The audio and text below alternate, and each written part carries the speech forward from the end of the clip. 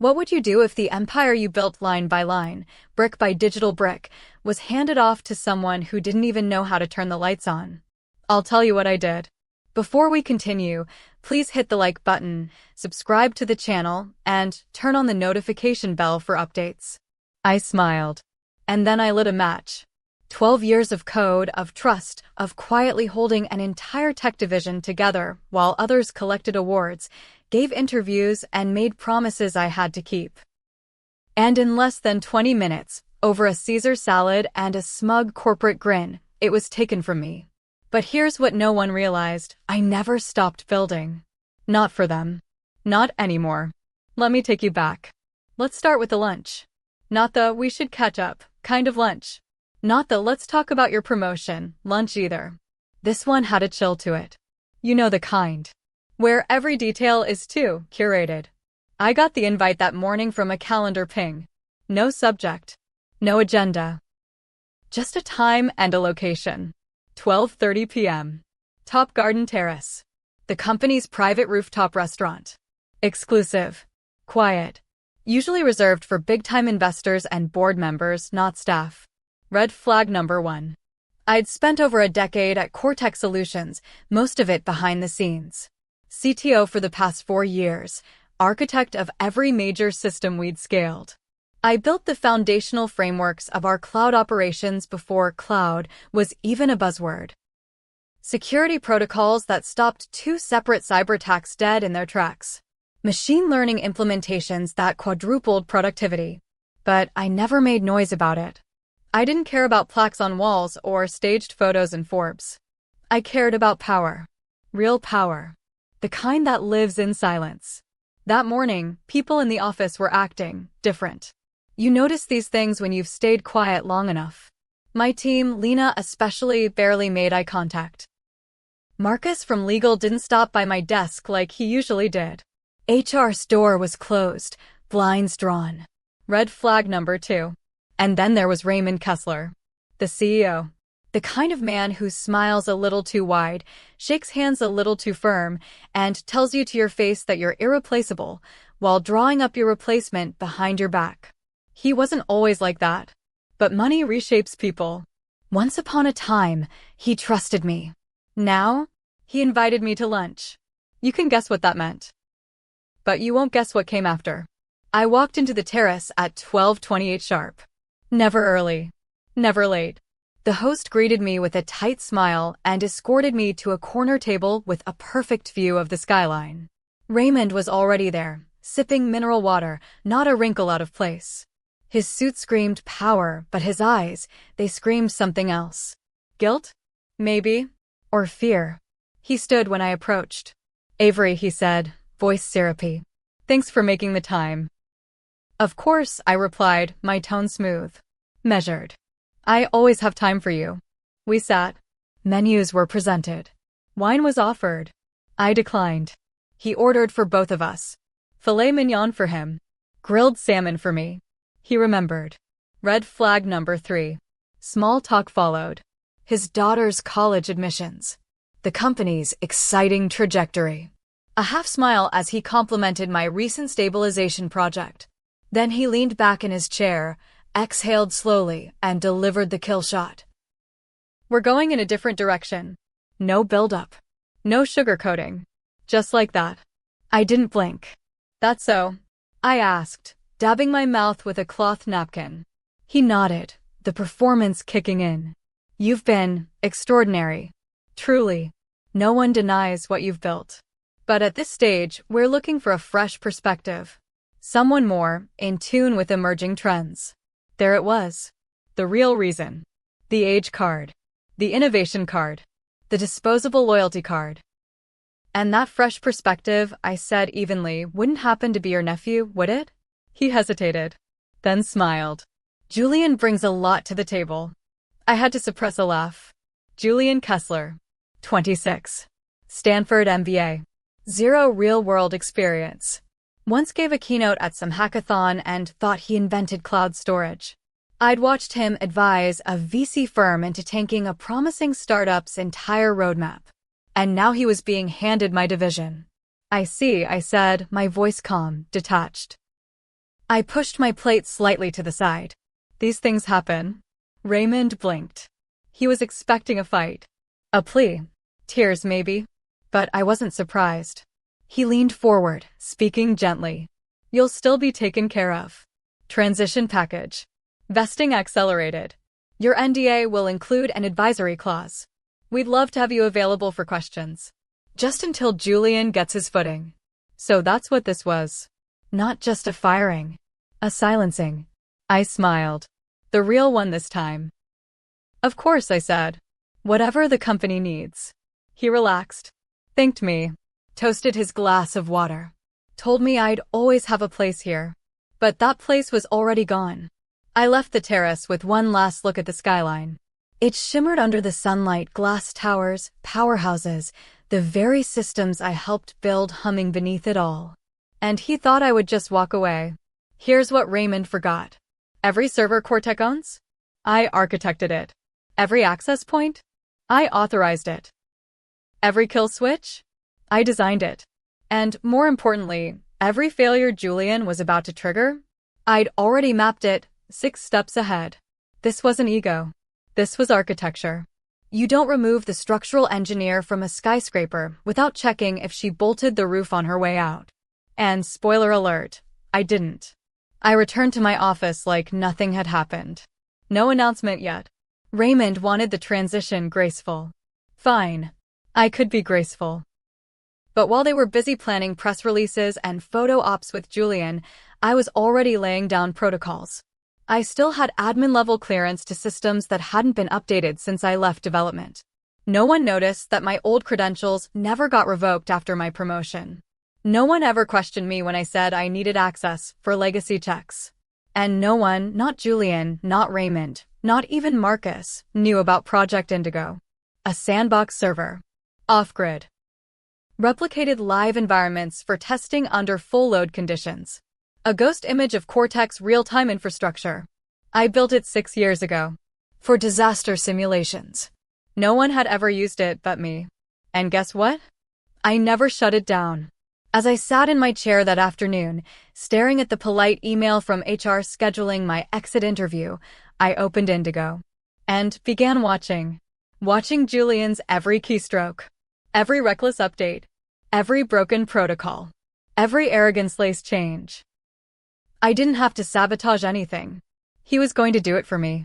Ever built something so well that it could run without you, and that terrified the people who once praised you for it?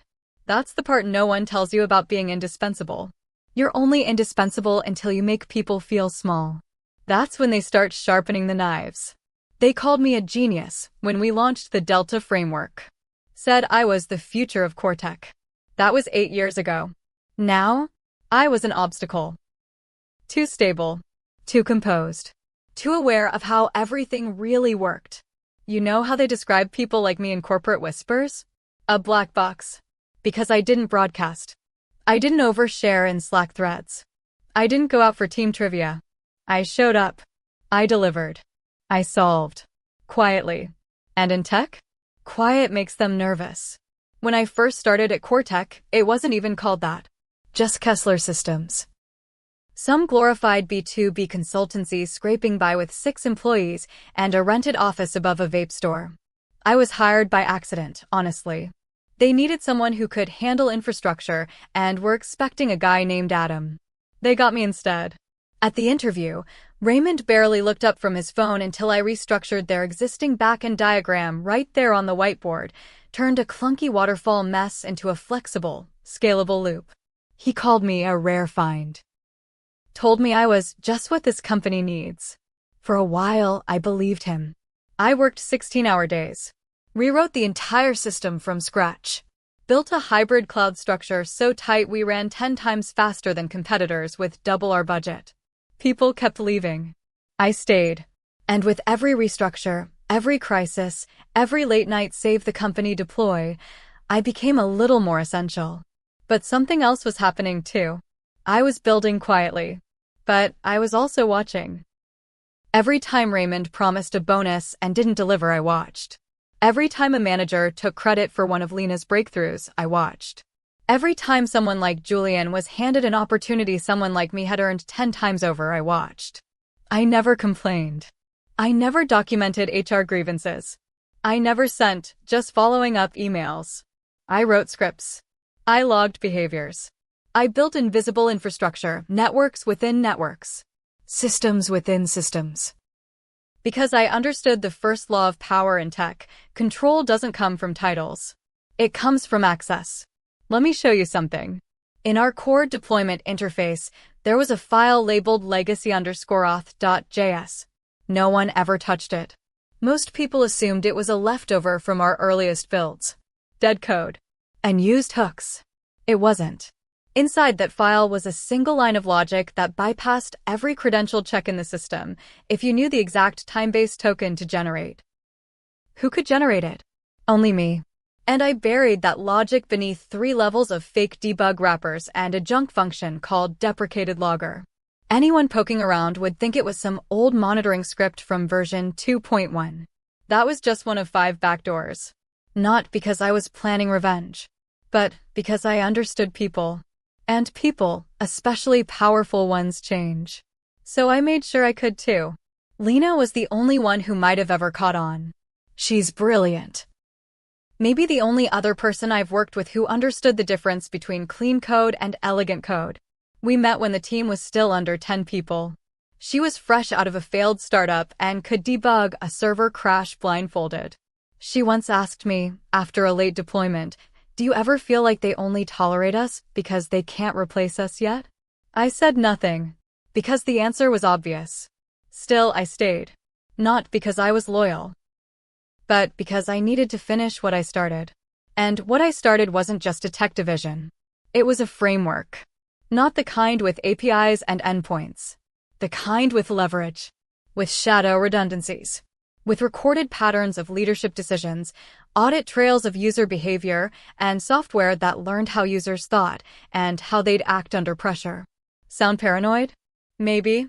But paranoia looks a lot like preparation when the knives come out.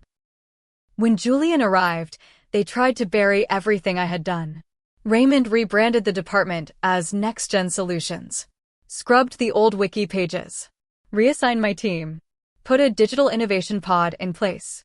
With beanbags. And kombucha. Julian gave an all-hands presentation where he quoted Elon Musk, botched a joke about ChatGPT, and said we needed to move fast and disrupt ourselves. Lena texted me from the back of the room. "I'm going to be sick." But I said nothing. Not yet. Instead, I watched Julian start breaking things he didn't understand. Small things at first. Removing a scheduler he thought was unnecessary. Renaming scripts that were linked across 6 microservices. Disabling a permissions gate that was tied to our largest client's API flow. The system buckled. And instead of fixing it, Julian doubled down. "This was a legacy issue," he said in a team meeting. "We need to completely rewrite the pipeline from scratch. These old constraints are killing innovation." They weren't old. They were just invisible to him. He was a toddler in a jet cockpit, thinking he'd invented flying by pressing random buttons. And guess who was going to get blamed when the engines failed? Not Julian. Me. Even though I was already being shown the door, every failure from the old codebase would be traced back to my architecture. That's how corporate memory works: short, selective, and self-serving. But I didn't panic. I just listened. Logged everything. Opened a private channel on the Indigo server. Began simulating Julian's changes in a cloned environment. I wanted to see how long it would take before things broke. The answer? Not long. And when they did, I wasn't going to stop them. But first, I needed to make sure I had full access. I didn't want to just watch. I wanted control, real control. Which meant I had to activate something I hadn't touched in years. Avery Protocol. It was a command suite hidden inside an old admin dashboard from Cortex beta days. If you dug deep enough into the site's source code, you might find a reference to it in a test file. But no one ever had. Not in 12 years. It required a triple handshake login, one-time passkey, and a physical security token I kept taped under a drawer in my old apartment. I activated it that night. And for the first time in 4 years, I had master access again. Not just as a ghost in Indigo. Live systems. Real-time deployment oversight. User credential mapping. Julian was about to crash the plane. And I was going to record every second. But what happened next? It wasn't just Julian's arrogance that exposed him. It was something worse. Something I didn't expect.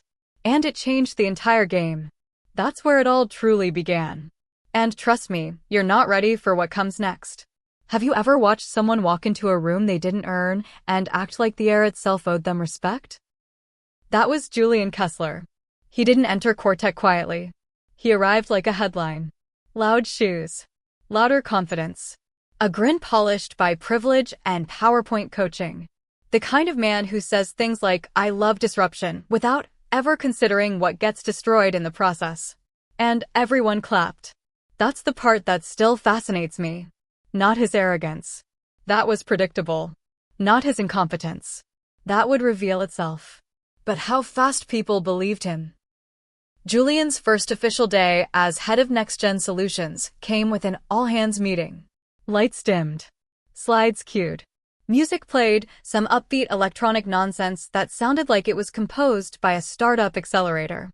I watched from the back of the room. Not because I was required to be there, but because I wanted to see the moment up close. Julian stood center stage, sleeves rolled up just enough to suggest he'd once worked hard. He thanked the incredible legacy team before immediately explaining why that legacy was obsolete.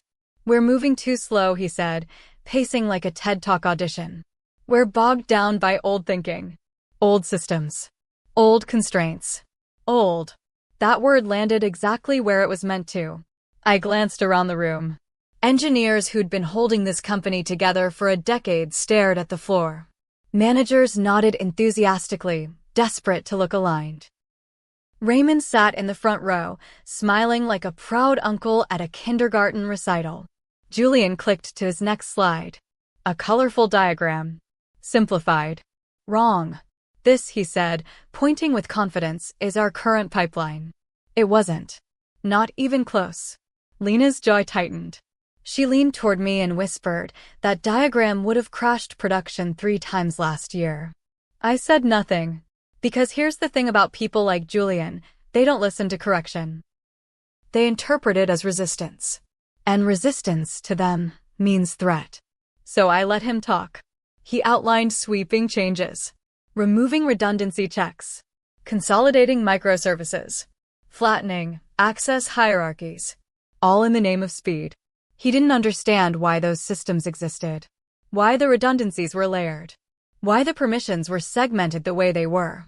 They weren't inefficiencies. They were scars. Every inelegant workaround Julian wanted to delete was the result of a past failure. A client outage. A security breach. A regulatory near-miss that had almost killed the company. But Julian hadn't lived through any of that. He'd read summaries. And summaries don't teach fear. After the meeting, he made the rounds. Handshakes. Laughs. Casual dominance. When he reached me, he paused just long enough to perform recognition. "Avery," he said. "Legend." I raised an eyebrow. "So I've heard." He chuckled, then leaned in slightly. "I'll probably have some questions about the legacy stack. Just temporary, of course. Once we modernize." Modernize. The favorite word of people who don't know what they're touching. "Of course," I said pleasantly. "Happy to help." He nodded, already bored, and moved on. That afternoon, Julian pushed his first change. No announcement. No review. No sandbox test. Straight to production. Indigo lit up like a warning beacon. I watched the simulation in real time as his changes propagated through the system. Latency spikes. Authentication delays. Minor, but noticeable. The kind of issues that don't crash anything immediately, but leave fingerprints everywhere. Julian blamed network variance. The next day, he removed a fallback protocol tied to our largest enterprise client. Claimed it was dead weight. That protocol had saved us during a regional outage 2 years ago. Within hours, the client's API response times doubled. Julian blamed vendor instability. Lena tried to intervene. Gently. Professionally. She sent a message outlining the risk. provided logs, suggested a rollback. Julian replied publicly in the team channel. Appreciate the context, but this is exactly the kind of conservative thinking we're trying to move past. Conservative. As if protecting uptime was some outdated moral failing. The room went quiet after that. Not just in Slack. In spirit. Engineers stopped offering feedback. No one wanted to be the next example. And that's when things get dangerous. Because systems don't fail when people argue. They fail when people stop talking. Julian kept pushing. Faster now. More aggressive. He renamed core scripts without updating dependencies. Introduced a third-party library without vetting its security model. Disabled an alert system because it was too noisy. That alert system had prevented 3 breaches. Indigo showed me everything. I watched as his changes stacked on top of one another like unstable blocks. The structure swayed, but it hadn't fallen yet. Not yet. Then came the meeting with the client. A mid-sized but influential partner called Redwell Analytics. Julian wanted to impress them. Show off the new core tech. He demoed a live dashboard. It froze. Just for a second. Barely noticeable. But enough. Redwell's CTO asked a simple question. Is that delay normal? Julian smiled. We're rolling out optimizations. You're seeing the system mid-evolution. Evolution. A pretty word for instability. After the call, Julian stormed into the engineering bullpen. Why didn't anyone flag this? He demanded. No one answered. Lena looked at me. I nodded. She spoke. That delay is coming from the auth layer you modified yesterday. We warned. Julian cut her off. I don't want warnings. I want solutions. She swallowed. The solution is to revert the change. He stared at her. Then smiled. Let's talk offline. They did. HR was looped in. By the end of the day, Lena was placed on a performance improvement plan. For doing her job. For protecting the system. For telling the truth. That's when I knew. This wasn't just mismanagement. It was going to be blood sport. I went home that night and opened Indigo again. Pulled up Julian's access logs. Tracked every change, every override, every ignored alert. And I did something else. I labeled a file. Just one. A trigger. Not a bomb. Not sabotage. A canary. If Julian pushed one more optimization into production without review, that file would execute a harmless but revealing sequence. It wouldn't crash anything. It would simply expose the consequences of his decisions. To everyone. I didn't activate it yet. I just let it sit there. Waiting. Because the truth about people like Julian is this. They don't stop when warned. They stop when embarrassed. And Julian was about to learn that lesson the hard way. But what came next wasn't the failure I expected. It was smaller, quieter, and far more dangerous. Because the system didn't scream. It whispered. And only I heard it. Sometimes systems fail loudly. Sirens blare. Dashboards flash red. Everyone scrambles. Other times, they die slowly. Quietly. A dropped packet here. A corrupted timestamp there. And before you know it, your foundation has shifted and no one even noticed. Except me. That's why I built the canary. It was a simple diagnostic script disguised as part of a deprecated error handler, harmless on the surface. But if certain system variables spiked or crossed thresholds caused by Julian's improvements, the canary would wake up. And it would sing. Not scream. Just chirp. Enough for the right people to look in the right places. I'd originally written the canary years ago after our first major outage, a rolling cascade triggered by a vendor-side failure and poor failover logic. The executive team needed someone to blame. I made sure next time, the system would blame itself with logs. With receipts. But until now, I never had to activate it. Julian gave me a reason. He just pushed another live update. This time to our payment validation module. Said it was bloated. That we didn't need so many layers of redundancy. What he meant was he didn't understand how the dependencies worked. Or why that bloat was there. By 4:17 p.m., a small client called NovaGrid reported duplicate transaction flags. Anomaly. Minor. Julian dismissed it. By 4:22 p.m., a second report came in. Then 5 more. Then 14. Our auto-validation protocol was stuck in a loop. Micro-caching failures. No actual financial damage yet, but trust? That's another story. Julian's response? Legacy issue. We'll patch. It wasn't a patch problem. It was his problem. The canary activated at 4:31 p.m. No alarms. No crash. Just a set of generated logs, tagged with timestamps, pointing directly to the modified validation module, and an anonymized summary sent to our internal monitoring dashboard. The file was signed with Julian's own credentials. And that dashboard? It was visible to everyone in senior engineering. Let me ask you something.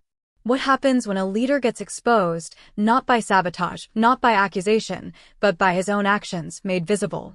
Simple. He scrambles. Julian called an emergency sync at 5 p.m.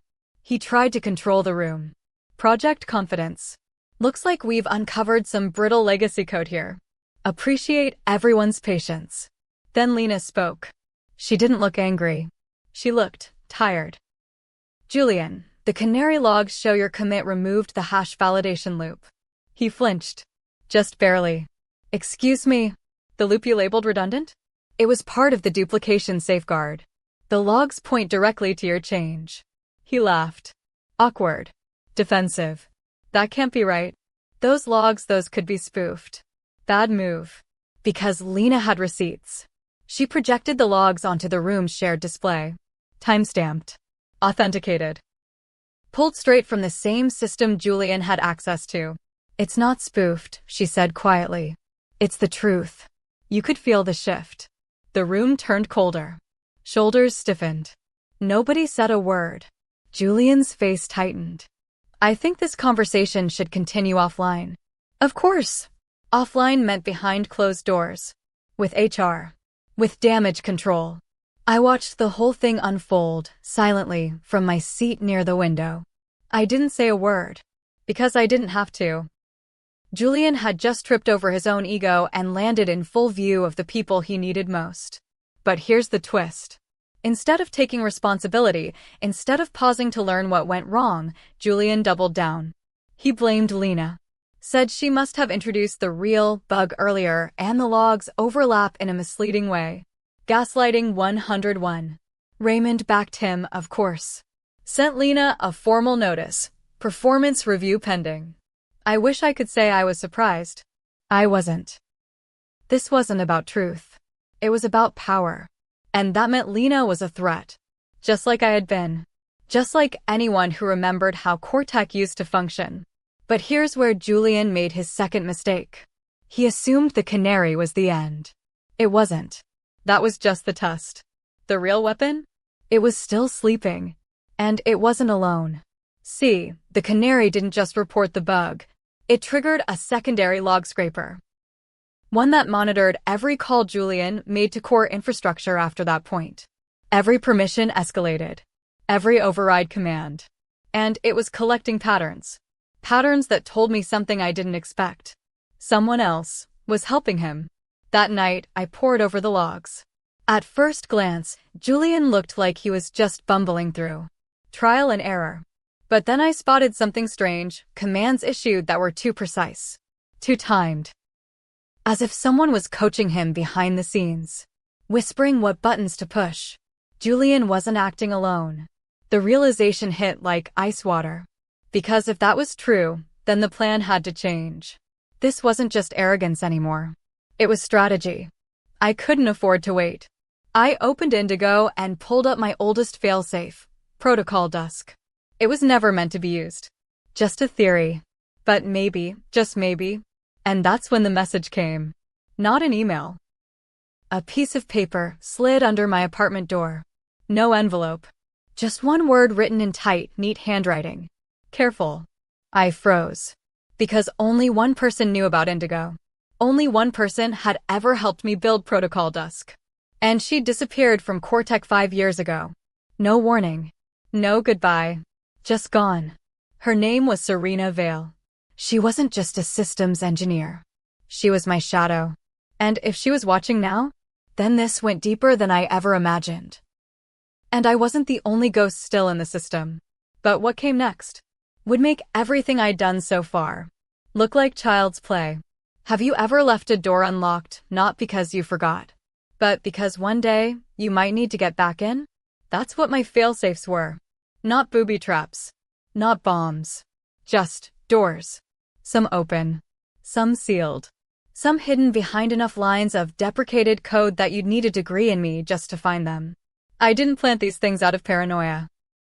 I built them because I remembered. And memory in tech is everything. Let me tell you a story. 6 years ago, Cortec faced a security breach. Not the kind that makes headlines. The kind that makes careers vanish quietly. It started small, an irregular API call from a third-party integration. Unsecured headers. Looked harmless. Until a silent authentication bypass started generating admin tokens. By the time we caught it, whoever was behind it had access to over 40% of our internal data. They never used it. Never leaked it. Just watched. We cleaned it up. Patched. Locked down. Raymond spun it as an internal audit issue. It never went public. But afterward, he called me into his office. Just me. Sat me down, and for the first time in our entire working relationship, he looked scared. Protect the company, he said. No matter what. Even from me. I never forgot those words. That day, I created what I called the dusk layer. It wasn't a kill switch. That would be too obvious. Too brute force. It was an overlay. A hidden layer of scripts and protocols, independent of Cortec's visible systems, capable of sandboxing the entire infrastructure with a few silent triggers. Meaning if someone ever truly compromised the system, internal or external, I could isolate everything. Seal it. Reboot Cortec from a ghost image. But only if I was still around to do it. Raymond didn't ask how I did it.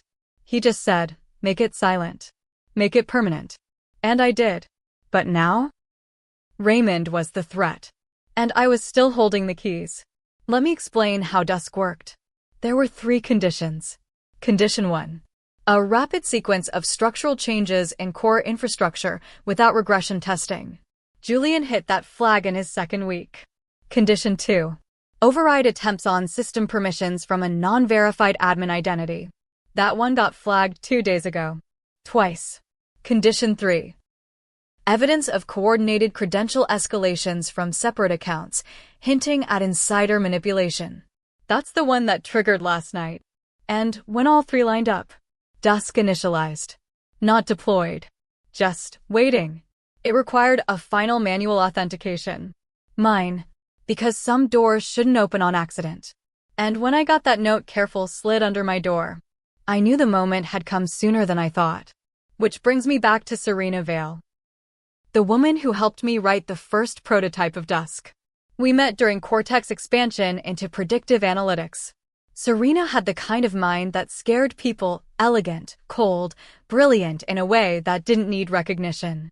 She once optimized a model so efficiently that the server cost dropped by 72% and then never mentioned it again. She disappeared 5 years ago. One day she was on Slack. The next? Gone. Raymond told everyone she'd left for personal reasons. I didn't believe it. You don't just leave something you built from the inside out. And now, years later, a handwritten note in her style shows up under my door. So either she was back, or someone wanted me to think she was. I spent that night re-verifying Dusk's code integrity. Everything was intact. Except one thing. A subroutine had been updated. Not by me. It was labeled Echo Auth, and it added a new failsafe to Dusk. One I never wrote. It required 2 manual authentications now. Mine. And Serena's. A dual handshake. I stared at that line of code like it was a ghost. Why would she change it? Unless she knew she might need to stop me someday. That's when I realized something I hadn't considered. Maybe I wasn't the only one planning contingencies. Maybe Serena built Dusk to protect Cortec. And I was the one she was protecting it from. Still, it didn't matter. The system was in collapse. Julian was too reckless. Raymond too blind.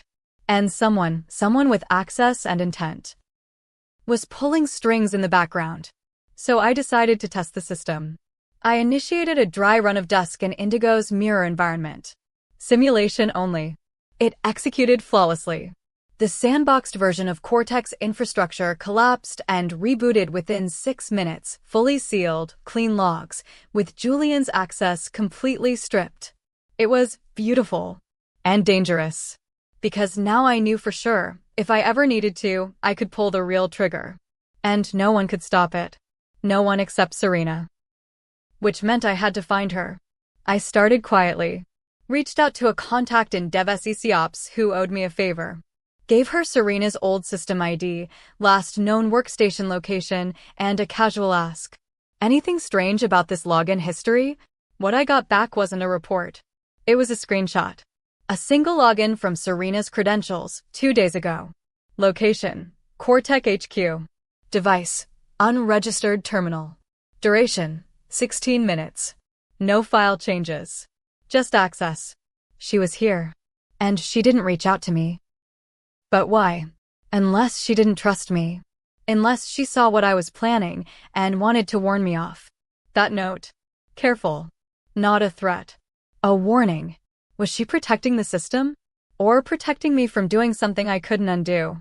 I needed more. So I accessed Cortex camera logs. I still had the permissions, tucked under an emergency override used by physical security during lockdowns. It wasn't hard to find the footage. A woman in a long gray coat. Hood up. Moving fast. No face. But the walk. That was Serena. Even after 5 years, I knew. She tapped her badge at the security door. It beeped green. That's all I needed to see.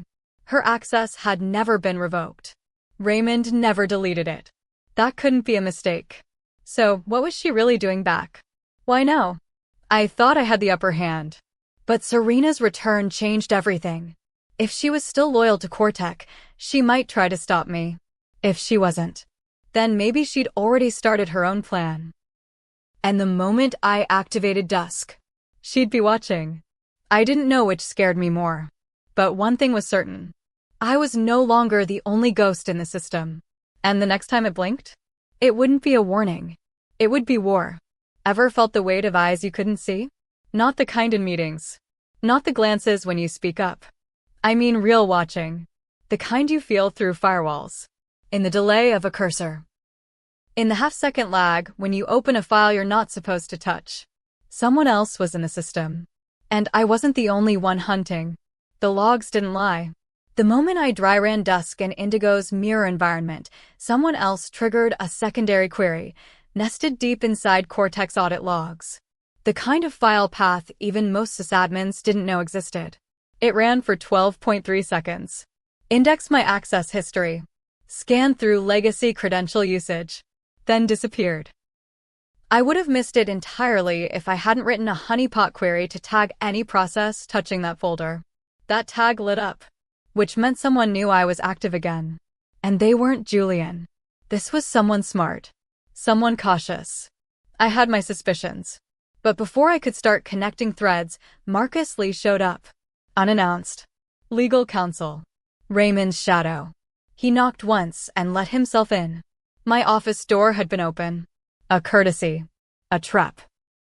Hope I'm not interrupting, he said, stepping in like he owned the floor. You are, I replied, not looking up. He sat anyway. That was Marcus. Never wasting time with games when he could just walk onto the board. I wanted to check in, he began. Casual check-in. Friendly. No such thing existed at Cortex. He glanced around, as if waiting for bugs to crawl out of the vents. Then leaned in. Raymond's concerned. I smiled. About Julian? About you. There it was. He folded his hands.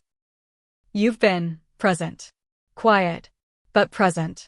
People notice. I work here. Temporarily, he reminded me, with a lawyer's softness. Until your transition completes. I stared at him. And, he said, pausing, we've seen some unusual access logs. Legacy accounts pinging old systems. Ghost credentials. Admin-level pings. A beat of silence. You think I'm poking around? I think if someone were, he said slowly, they might not realize how carefully this place is being monitored lately. There it was. Not a threat. An invitation. I leaned back, arms folded. Monitoring legacy systems. That your new full-time gig? He didn't answer. Because he didn't have to. I wasn't just being watched. I was being investigated. Someone upstairs had flipped the switch. They weren't trying to fire me anymore. They were trying to contain me. But the irony? They still hadn't revoked my access. Because to do that, they'd have to admit I still had it. And Raymond wasn't ready to show his hand. Marcus stood. Just be smart, Avery. Don't turn a clean exit into something messy. He left. I didn't move. Didn't speak. But inside, I was laughing. Because they still didn't get it. I wasn't trying to stay. I was trying to finish. There's a difference. Later that night, I checked Indigo again. The same unknown user had pinged the system. Same signature. Same precision. But this time, they made a mistake. Just a small one. They left behind a temporary cache file with a device name embedded in the metadata. I ran a reverse lookup. The hostname came back as Vale, Dev01. Serena. No more guessing.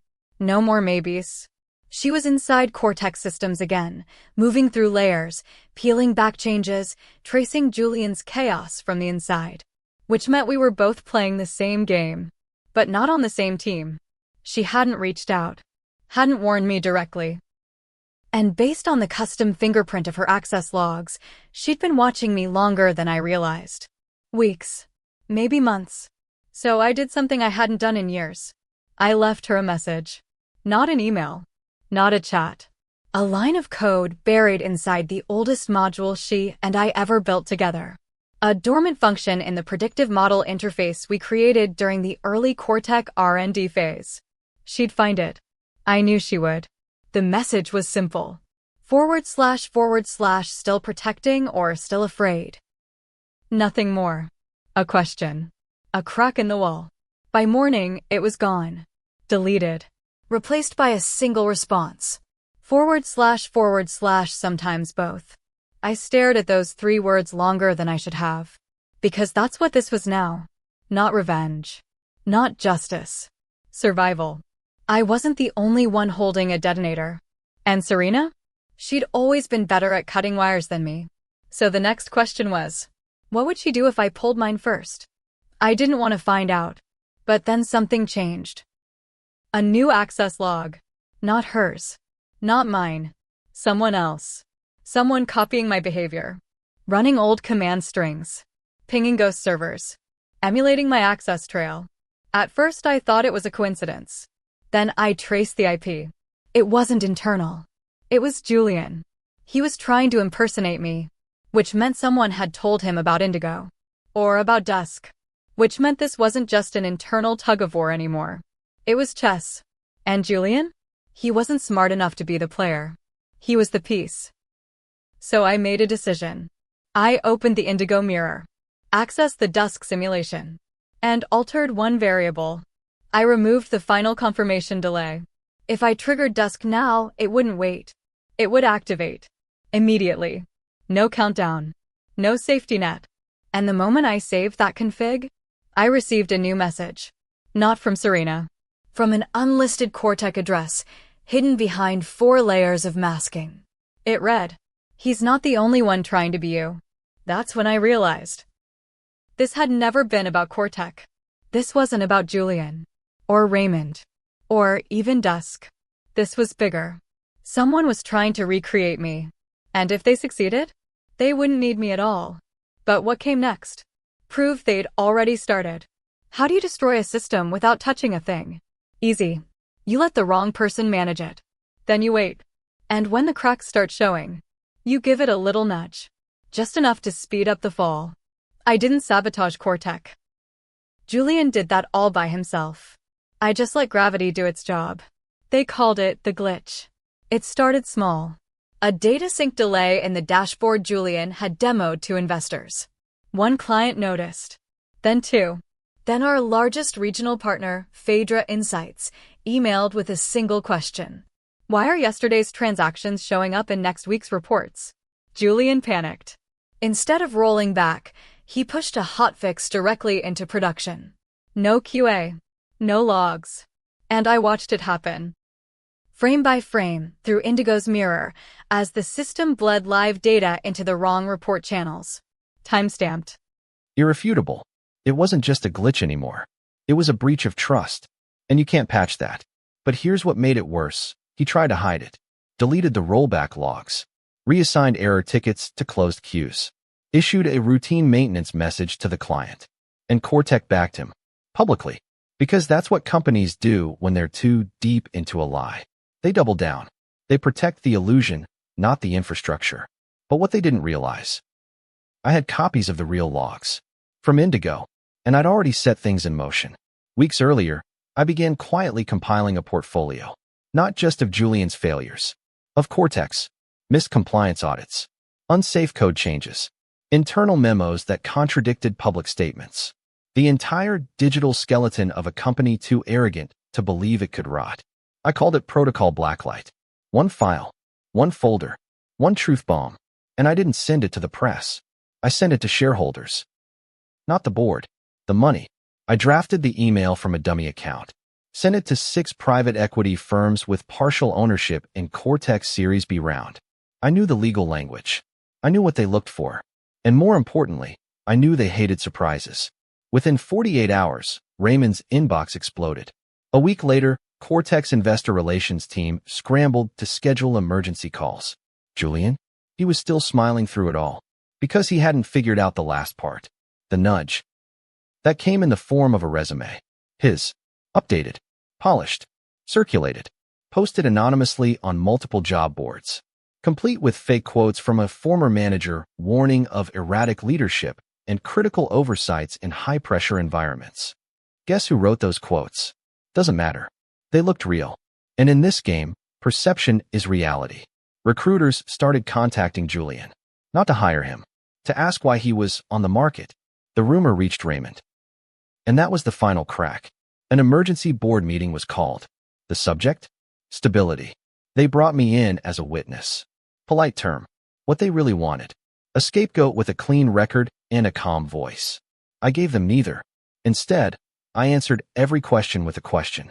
Were you aware that the system rollback logs from September 4th are missing? Do you have a timestamp for when Julian's commit was peer-reviewed?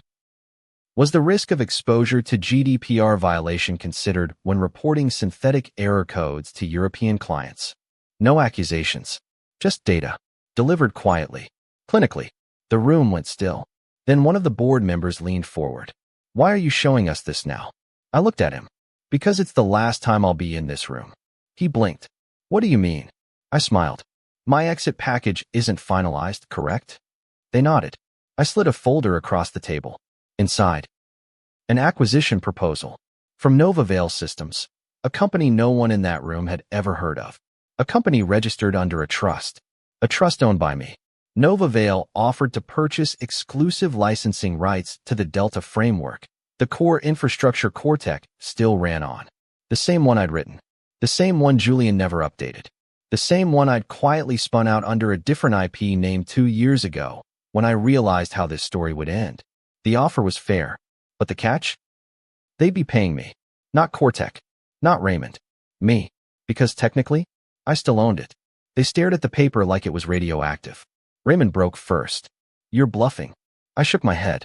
Check the filings. Delaware Registry. Patent records. It's all public. You just never looked. Julian was pale now. He opened his mouth. Closed it. He had nothing. Because I had everything. The board voted to remove Julian from operational oversight, pending further review. Raymond didn't even argue. Just stared at the table. I stood to leave. As I reached the door, one voice stopped me. Wait. It was Lena. I hadn't even seen her enter. She'd been in the back. Watching. Listening. We locked eyes. She nodded. And I knew. She had seen what I did. Not just the moves. The reasons. That this wasn't revenge. It was correction. Balance. Then I left. Quietly. No press. No announcement. Just a goodbye that never made the newsletter. But when I got home, I opened Indigo. Triggered the final log export. And saw something I hadn't expected. One last access. Timestamped during the board meeting. From Serena. She had watched everything. And she had activated Echo Auth. Which meant dusk. Was no longer just mine. But what she did next. Turned everything on its head. Because the next time I logged in, I didn't have access. Ever been locked out of something you created? Something you built from the first line of code, with your own hands, your own mind? Now imagine that.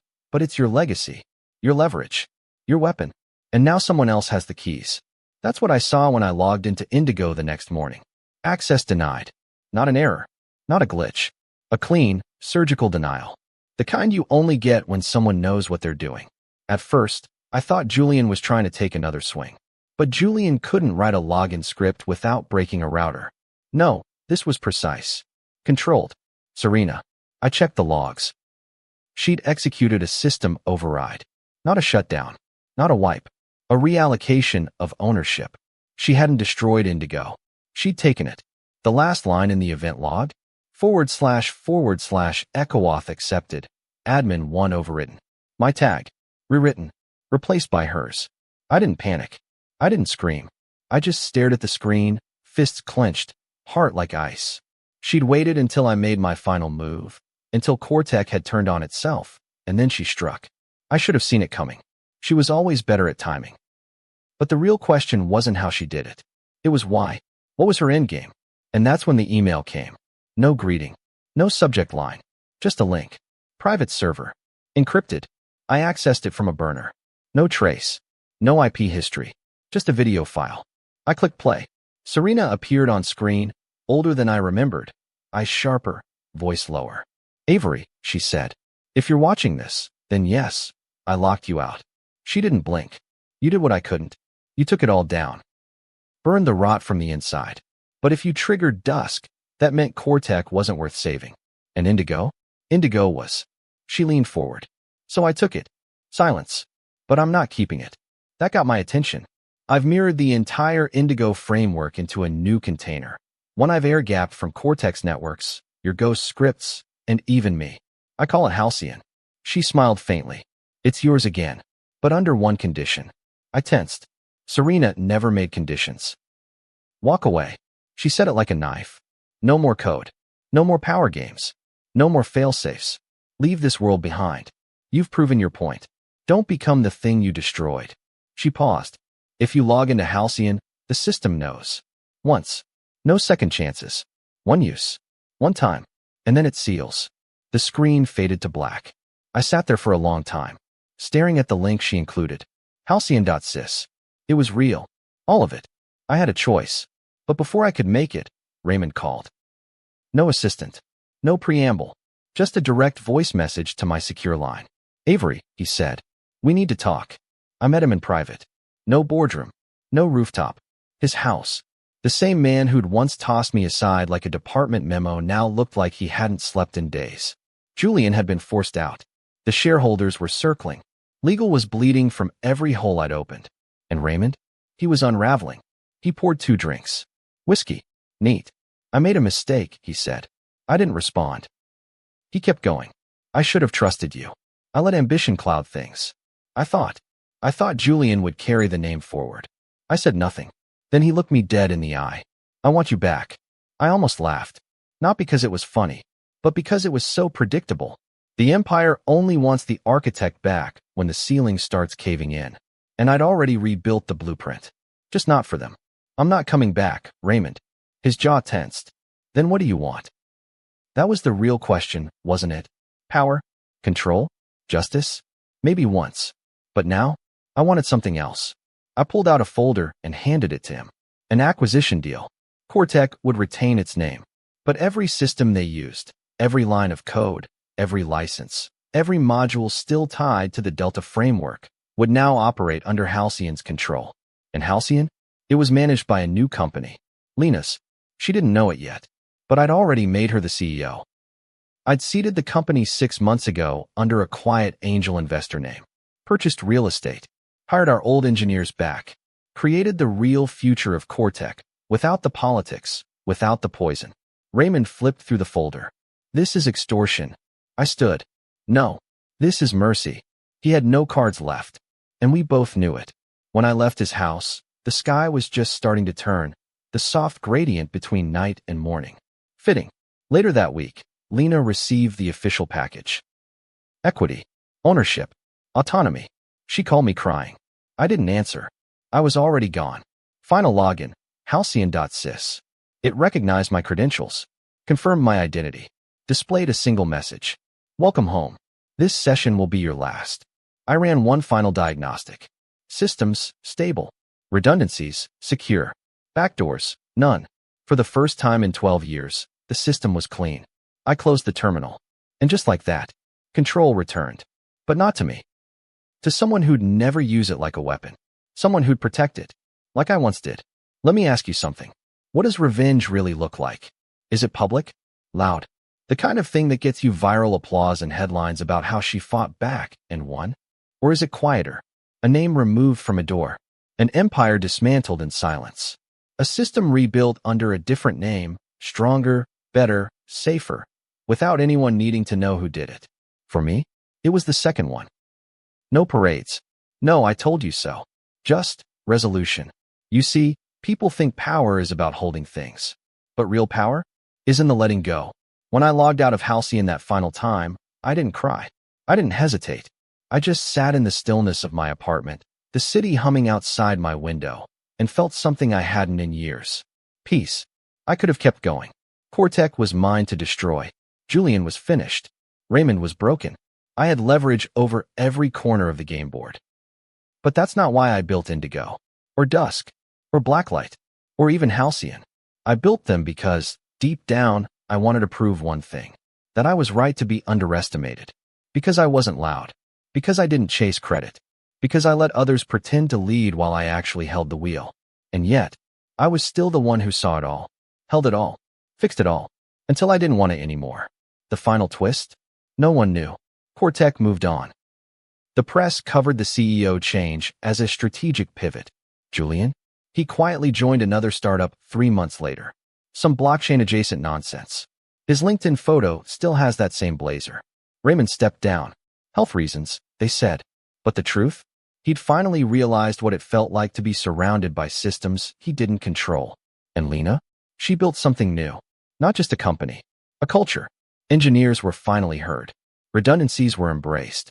Growth came, slowly. But without shortcuts, without legacy rot. Halcyon didn't rise like a phoenix. It rose like architecture. One line at a time. Quiet. Stable. Strong. Just the way I built it. And me? I'm done. Not retired. Just outside the system. I teach now. Once a week. Under a different name. No one knows who I am. No one needs to. The kids I mentor? They think it's cool that I used to be in tech. They ask me if I've ever worked with AI. I smile and say, a little. Sometimes they ask how you get to the top. I tell them you don't chase the top. You build under it. Until the whole thing rests on you. And then, you choose what stays. And what falls. So what's the lesson here?